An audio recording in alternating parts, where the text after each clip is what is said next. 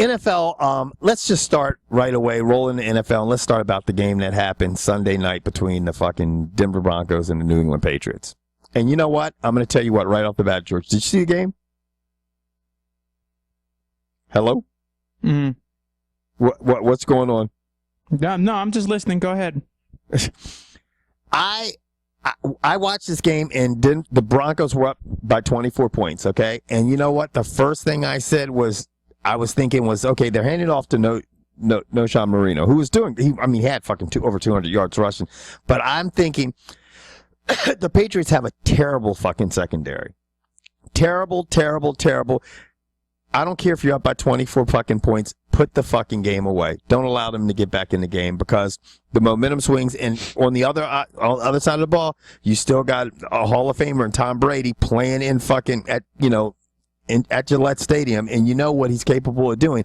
I just thought that whole fucking, your defense gives you the opportunity to get up by 17, and I feel like they let their foot off the pedal, man. I really do. The only thing I can take away from this game is you can never count the Patriots out, which I don't think anyone ever could or ever would or ever will. But right. Whatever's wrong with Peyton Manning's ankles, it's worse than anyone's leading on. Oh yeah, he's definitely hurting like shit, dude. And you know what's funny? I was watching the game, George, and I'm looking at his face, and I'm, I looked over at my girlfriend. I'm like, look at his face. She goes, he looks so bad, like he doesn't want to be there. He just looked like I'm tired as shit. You know what I mean? And I think this might be his last season, rain or shine, whether they get to a Super Bowl or not. In my opinion, that man has nothing left to prove, and he is way more dinged up and battered and beat up than any other elite quarterbacks. Yeah, but if you look at him, if he gets to the Super Bowl or gets to the Super Bowl, loses or gets to the Super Bowl and wins, and he ends up having a season right now, he's still on pace to fucking have more touchdowns, yardage. His season's fucking, it's like a crazy fucking season. So and let me tell you right now, with my one Super Bowl ring, me owning part of Papa John's, and still being able to walk is a little more important than any fucking record. That's me, and that's the way I've always seen it. And to me, that man has nothing left to prove. It's no different than GSP, in my opinion. He doesn't ever need to fight again, and he'll still go down as one of the, if not the best welterweight to ever fight. Right. So Peyton Manning has nothing left to prove to anyone. Yeah. That's a good point, but I think some of these guys, I don't know if Manning, he seems like a smart enough guy. Like some of these guys just staying there an extra 2 or 3 years, you even saw it with Montana. You saw a little bit with Rice. You see these guys that just hang on. The only guy, there's 2 guys that I think really just stepped away from it in their prime and were incredible. That's Jim Brown and Barry Sanders. Mm-hmm. I felt like those 2 guys, Yeah, no, I was agreeing with you. I said, and I love the fact that you brought up Barry Sanders because I would love to address the fact that Detroit lost at home to Tampa Bay. They didn't lose on the road. They lost at home to Tampa Bay. And to me, that is not what a championship contending team can do. I just said, what did I just say about Florida State? George, you blow out the teams you're supposed to blow out. I am so disappointed in you right now because I saw the golden opportunity. I thought that you wouldn't say anything about a championship containing team. I thought you would simply say the fact that their elite quarterback, Matt Stafford, had 4 picks. I don't need to harp on that anymore because I think we've ground that into the dirt so much, the fact so that I'm assuming Ramon is no longer on our Facebook group because I think his neighbors changed the Wi-Fi password. I could be wrong. Right. Maybe Starbucks caught on to the fact that he was just getting cups of water and leeching off the internet. I don't know. I wish he would come back because as much as we all give Ramon shit, he is definitely the stir of shit, and that makes it more entertaining. So we do miss you. I hope everything is truly okay with you. If you threw yourself off a bridge after that Detroit game, I understand because none of my quarterbacks have done that this season. Right. Oh, God, man. Whatever. Well, let's move on to the fucking Dallas-New York Giants game. The Dallas got it done. Huh? Ew. They got it done. It's not much to talk about that. I don't see much that was super eventful in this game. One thing I want to move on is to the Indiana-Arizona game, and all of a sudden, Indiana, man's like in a skid. But here's my thing. If you look at look at the point differential in Indy's losses. They don't lose by 3. They lose by 33. They get fucking housed when they lose. And it's like, and you thought maybe, I was funny about this game because I'm thinking, okay, they got to, face Arians, who basically coached that team last year. And I thought, obviously with Pagano, he was sick and stuff like this, but I thought Arians did the best job you could possibly do by stepping in, and you see what's happening in Arizona. Arizona is like Carolina. They're just sitting back there with, I think, only like 4 losses, 3 or 4 losses, and they're a playoff team. They look fucking good, and they have flipped it around in one season. And you gotta give credit to Bruce Arians. So he's rolling. Let me rephrase what I just said. In their last 2 losses, they've absolutely got blown out: 40-11 and 38-8 to St. Louis and Arizona. One was at home and one was away. That's inexcusable. The NFC West is crazy. It's Seattle, San Francisco, Arizona, and St. Louis. All those teams are crazy. Yeah, they're like the old unfortunately, NFC. only one's coming out of there. Yep. Well, 2 will probably come out. We shall see.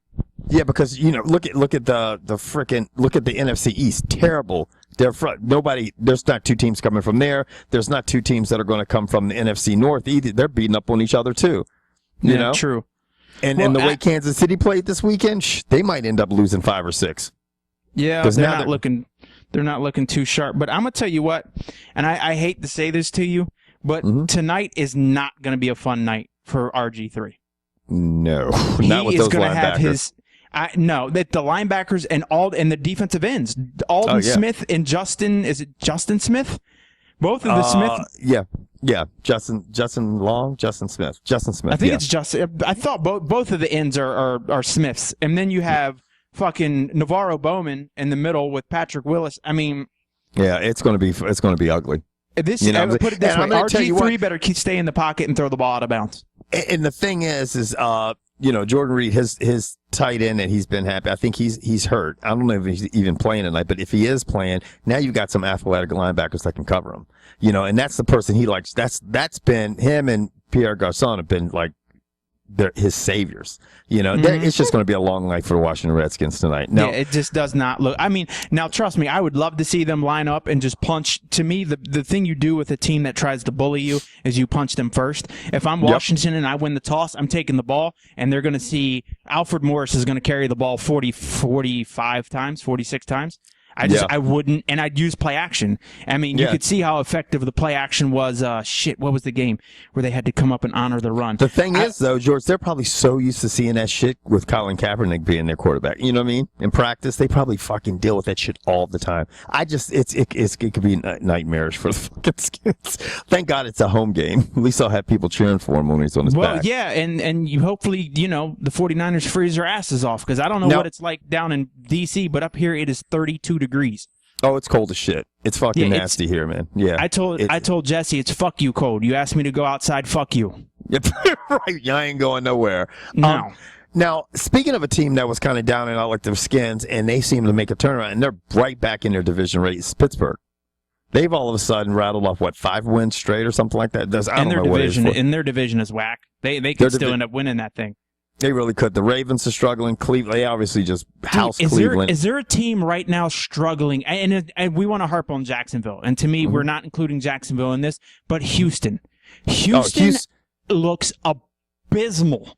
Yeah. They're just up. They're a hot mess. And I feel sorry for JJ Watts, because it's like, he's some guy that seems like he comes up every week to play, but the rest of that team, man. But to me, honestly, you got some talent down in Houston. I think right there you're going to see a coaching change. That guy, it put himself on the hot seat. I just think it's that motherfucker asshole on fire. Yeah, you got close, and in something, and I know, Arian Foster's been hurt, but let me tell you something. You can't figure out your quarterback situation. Arian Foster, we know in the NFL right now, you have 2 and 3 running backs that come in and do just as good of a job. This guy right here said trade Arian Foster 2 years ago. Right. I don't look so stupid anymore, do I? Thank you. Yep. Now, speaking of a team that is sitting on the other side of the table that Chicago was not Bulls? too good. Well, yeah, we'll get to that. Carolina, a team that basically has found a way to win. It's finding a way to win, dude. They are fucking scrappers, man. And they have a ferocious defense. They really do, man. To me, that defense, that that looks like the best defense in the NFL right now. The last few weeks, I don't see. People could say Kansas City, but I don't know, man. I think Carolina. I mean, I know against the run, they're fucking they shut the fucking shit down. Tell you what, being an Eagles fan, that's not the team I want to see round one. If the playoffs were tomorrow, that's who they'd. I don't want to know. No. Now, and then. We'll finish it up with New Orleans and Atlanta. I mean, Atlanta, obviously they're division rivals. They hung in there, but New Orleans won 17-13. But it has to bring me back to the Patriots. And the Patriots, you got to give them credit where credit's due, man. Tom Brady definitely doesn't have a huge supporting cast. He's in a rebuilding year so far as his offense is concerned. And for the first time, the Patriots aren't doing it passing. They're doing it with more of power running. They're doing it, different ways, short passes and stuff like this. And they have no vertical game really. But the thing that's crazy about them is that they were down to the Saints and they were down to the Broncos. And they came back and won both. Arguably the two best teams in their conferences. And they came back and won both.